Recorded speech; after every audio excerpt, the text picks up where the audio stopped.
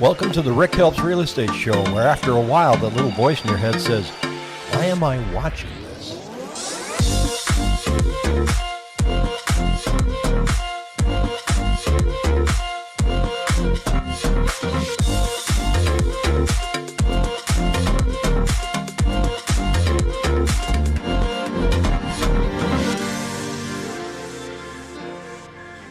Welcome, YouTube family. I'm probably just going to call this YouTube Interest Rate Thursday.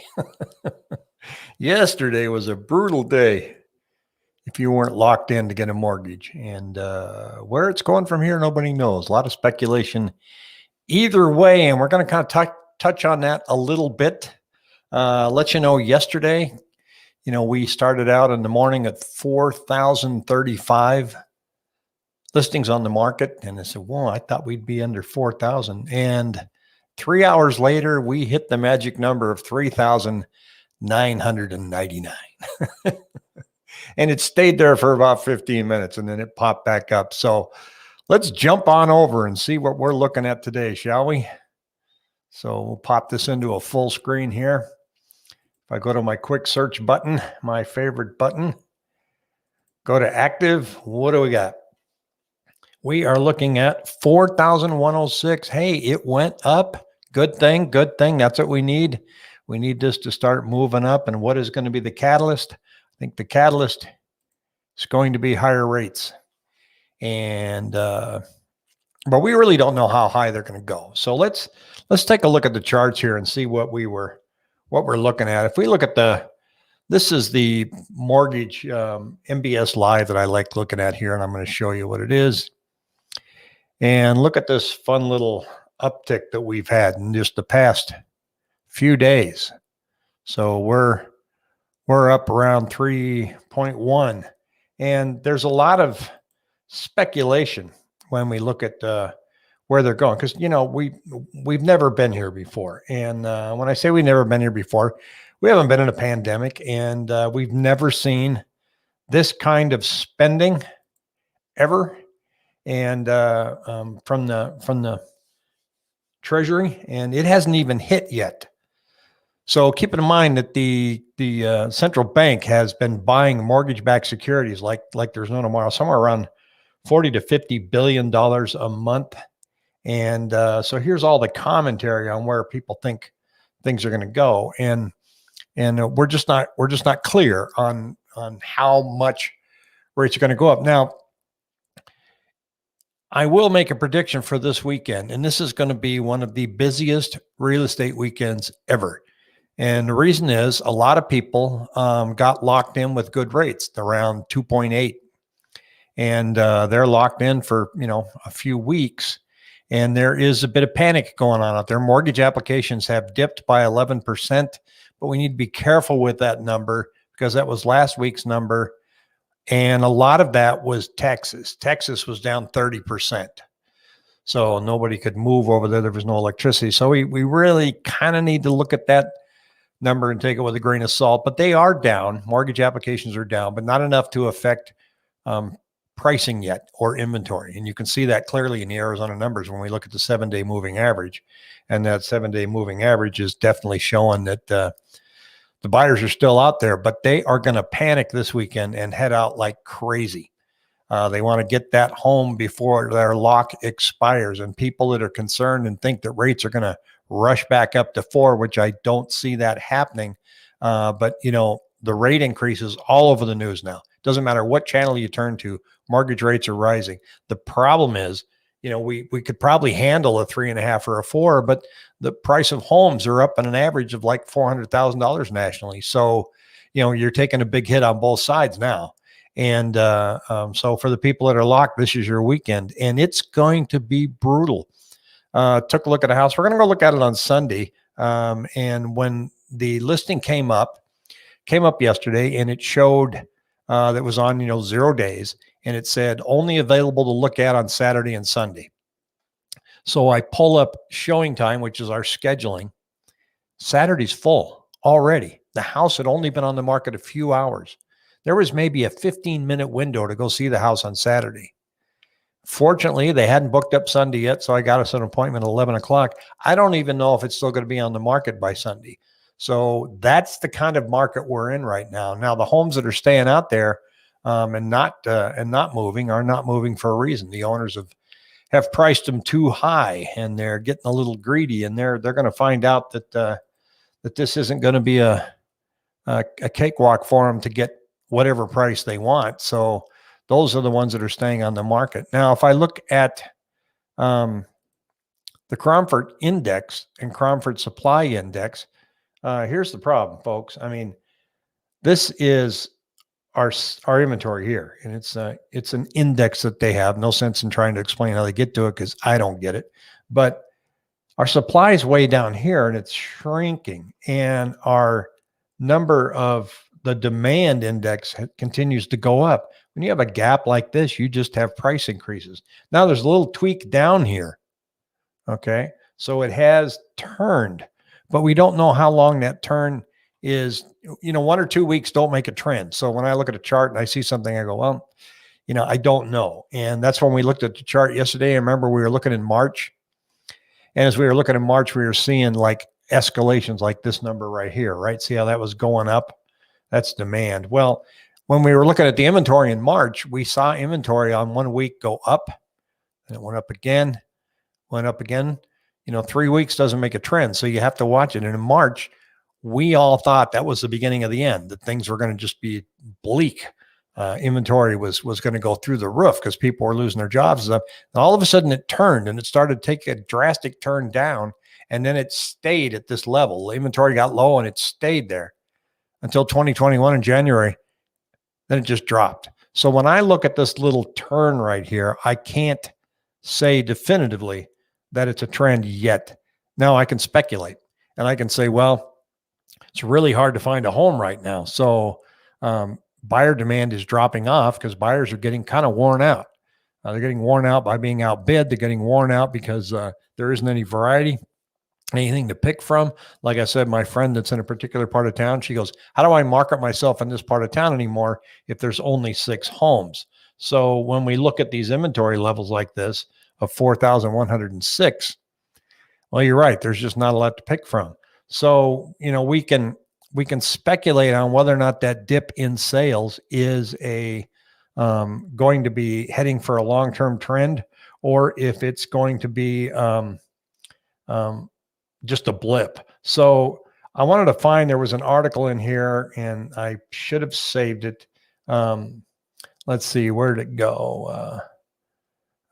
Fed Chair Powell has a bond dilemma. Yeah, there is chatter, and we can see it, especially on YouTube. There is chatter that says that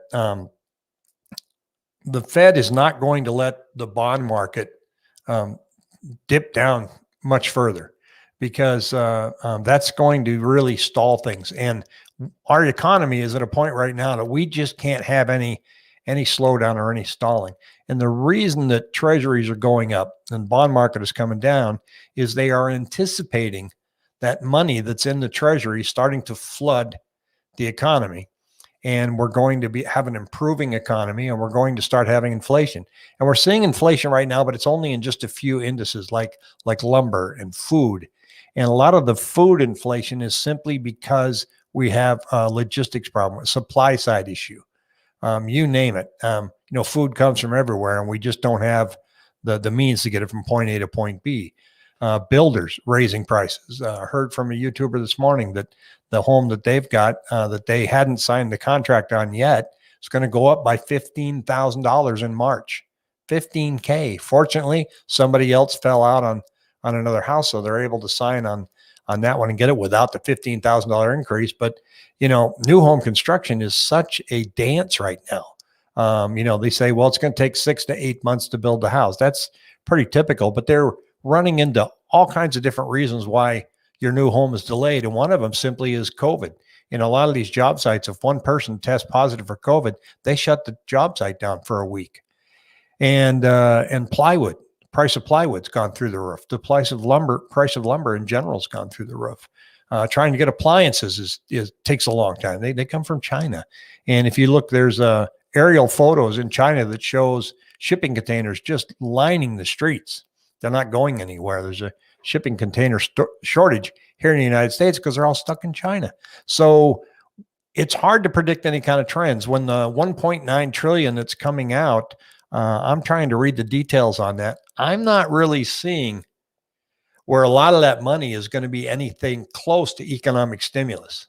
I'm seeing a lot of bailouts. I'm seeing a lot of social programs in that spending. I'm not trying to be critical of the administration, but then again, it is what it is. It's that 1.9 trillion does have some relief in it, minimal. You might get a $1,400 check individually. Talking about maybe Social Security recipients are going to get an extra $200 a month. Not a lot of stimulus out there that's going to spur a lot of growth in the economy. I think that growth is going to come simply as restrictions start loosening up and the economy gets going. But we have a lot of headwind against us. And there's talk of another stimulus plan coming out, and we're just shoveling money out there like crazy. That's going to add more shift towards the stock market and unfortunately towards real estate. I would love to see real estate all of a sudden level out. I wouldn't mind seeing a spike in interest rate that slows down the activity and gets us close to normal. Now that burns a few people because you wanted to buy a house this year and now the rate went up to 4. I don't see it going to 4, but I'd love to see a little bit of a slowdown there because we're not finding homes for sale, and it's a broken record. So I think that even having said that, if we get up to 3.5, we're still going to see a lot of buyer activity in the next 30 days. Remember, there's a huge pool of people that locked at 2.8, and that's going to get exhausted over the next 30 days. So we may see mortgage applications dip the next couple of weeks. I think that's to be expected. We need to wait and take a look at it, make sure those Texas numbers are not muddling the data anymore, but we need to look at that closely. The 7-day moving average that I track, we're not going to see a difference in that until next Thursday. So I got to wait for 7 more days to wash out. So it's not going to be anything drastic. And what I look at, and the numbers that I like to follow is when I go, and I'm going to show you on this chart here. What I like to look at, let me get it on there. Add to stream. There we go. Complicated. This is a bit of an eye chart. It's kind of tiny, but this is what I like to follow. So I look at new listings. So over the past 7 days, we have 3,063 new listings and 865 that went back on the market for whatever reason. We never know what that is. But then coming soon is an interesting number. Doesn't really tell us a lot, but I just add that to the number a little bit. But under contract and taking backups is 1,481, and the big number here is pending, 2,659. When I add pending, contingencies, and under contract, it's still about 300 to 400 units higher than this new listing. So that has to change. That dynamic of number of new listings coming up and the number of homes going under contract is going to have to change. Otherwise, we're going to have this continued shortage. Now, the MLS really doesn't do me any good to look at some of this data that I see down here on the bottom, like absorption rate and inventory and sold in days on market, because it's so doggone lagging. It's last month's data. So any news on the first time home buyer incentive? It's proposed. And if you watch my channel, I don't like it. It is proposed that they're going to offer 14,000 or 15,000, I think is the number, for a first time home buyer credit. That's going to take any, we don't need more steam put in it. It's like, your car's already going 200 miles an hour. Let me give you another octane boost so you can go 250. We're going too fast in the housing market now. So I think if they add anything more to it, those homes that you want that are from 350 to 4.25 are going to be gone. They're going to be gone quickly, and you're going to have that 15,000, and you're going to go in for your home buyer credit, tax credit from the government, and you're going to be walking straight into a massive bidding war because you're not the only one getting that $15,000 credit. So you're going to be walking into a storm, and you might get that. You might get that house, but I'll tell you what: if you have to have that $15,000 as part of your down payment, you better have another $30,000 out there that you can play with to outbid everybody else. Because that's what's going to happen with that 15K in Phoenix. I don't know what the impact's going to be in other states. I don't see their data, but that's just my personal feeling. Tell me what you think. Because here's a shocker. I have been wrong before. I was wrong when I thought in March that this thing was all going to collapse. But when we were looking at the charts, remember, 1 week doesn't mean a trend. We kept seeing inventory coming up. We're staying at home. I'm staying home. Spring training just got canceled. NBA got canceled. We're supposed to be home by 8 o'clock at night. The streets are bare. The malls are closed. It's pretty easy to think that things were going to just fall apart. And quite frankly, they did. Now, when you go driving around and you look at these malls, they're still empty. These strip malls are devastated. What are we going to do with them? Nobody really knows. There is an area in Paradise Valley around Cactus Road, just the mall. It's called the Paradise Valley Mall. It's shut down. I mean, it's just terrible. The Costco, they're closed, everything. But they're going to redevelop the section to look like kind of like Kierland. And for those of you who don't know what Kierland is, it's a mix of shops, restaurants with residential up above it. And it's designed and it's really cool. It's a trendy place.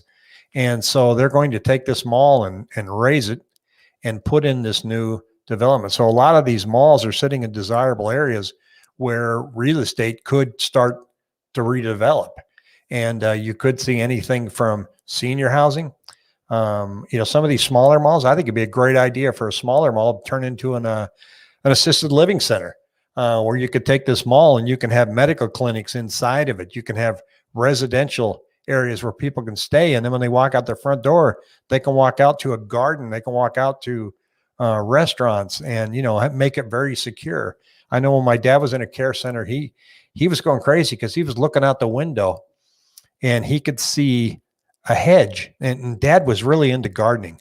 And unfortunately, his gardening started to not make sense after a while. He would take dandelions and tie them together with twine because they were starting to fade. But he'd look out there and go, that hedge, they're not trimming that hedge. And so you could take some of these malls and turn them into that. And I'm digressing, but there's a lot of things that can happen to these malls with the creativity. And so we've got to get out from underneath just watching these buildings just sit idly by. And we don't know what that's going to look like when it all shakes out. So we're going to dive into deep detail tomorrow on Friday. Pat understands the charts far better than I do. I looked at the chart this morning, and I want him to explain to me why every afternoon at 4 o'clock that chart goes straight down. I don't get it. Maybe it just goes down and the market closes. But when I look at the chart, when the chart goes down, it means interest rates are going up, and it's still going down this morning. So like most markets, stocks, whatever, there tends to be a pullback and adjustment.